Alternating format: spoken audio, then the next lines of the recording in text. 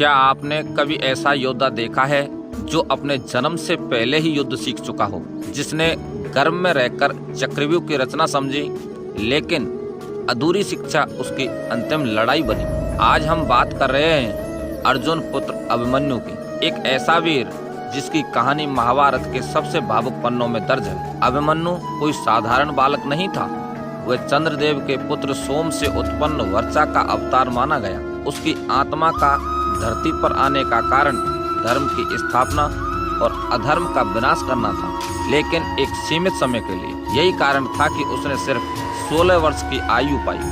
कहा जाता है कि जब माता सुभद्रा गर्भवती थी तब बलराम उन्हें चक्रव्यूह की रचना समझा रहे थे। उसी दौरान अभिमन्यु ने यह युद्ध नीति गर्भ में ही सुन ली, लेकिन जैसे ही बलराम व्यूह से बाहर निकलने की विधि समझाने लगे, सुभद्रा को नींद आ गई और वही ज्ञान अधूरा रह गया। एक अधूरी शिक्षा जो बाद में अभिमन्यु के लिए जानलेवा साबित हुई। अभिमन्यु की शिक्षा किसी गुरुकुल में नहीं, कृष्ण, अर्जुन और बलराम जैसे दिव्य योद्धाओं से हुई थी। धनुष, गदा, रथ संचालन, व्यूह भेदन, हर कला में वो निपुण था। पांडवों और कौरवों दोनों के बीच वो अर्जुन का सबसे योग्य उत्तराधिकारी माना जाने लगा। अभिमन्यु का विवाह उत्तरा से हुआ, जो राजा विराट की पुत्री थी।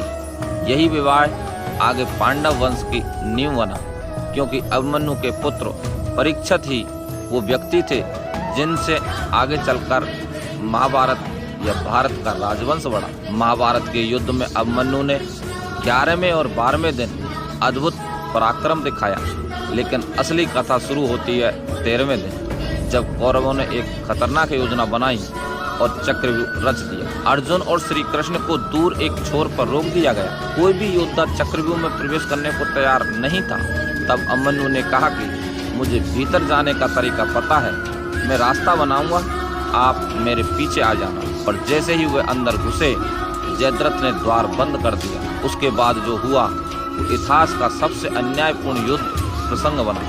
अकेला अभिमन्यु और सामने थे कर्ण, दुशासन, द्रोण, अश्वत्थामा, कृपाचार्य। उसने हजारों सैनिकों को मार गिराया। दुर्योधन के पुत्र लक्ष्मण को भी मौत के घाट उतार दिया। लेकिन जब उसका रथ टूटा, धनुष गिरा, तब इन सब ने मिलकर एक साथ अभिमन्यु पर हमला कर दिया। दुशासन के पुत्र ने गदा से सिर कुचल दिया। महाभारत का धर्म उसी दिन चकनाचूर हो गया था। लेकिन अभिमन्यु मुस्कुराकर मरा, क्योंकि वो जानता था कि उसका बलिदान ही पांडवों की प्रतिज्ञा को जन्म देगा। अगले ही दिन अर्जुन ने जयद्रथ की हत्या की और पांडवों का प्रतिशोध शुरू हुआ। अभिमन्यु का बलिदान केवल एक योद्धा की मृत्यु नहीं था, वो धर्म के लिए जीवन अर्पण करना था। अभिमन्यु हमें सिखाता है कि अधूरी शिक्षा घातक होती है, लेकिन सच्चे धर्म और साहस से किया गया बलिदान कभी व्यर्थ नहीं जाता। अगर आपको ये कहानी प्रेरणादायक लगी हो तो वीडियो को लाइक करें, शेयर करें और ऐसे ही गूढ़ रहस्यों के लिए चैनल को जरूर सब्सक्राइब करें।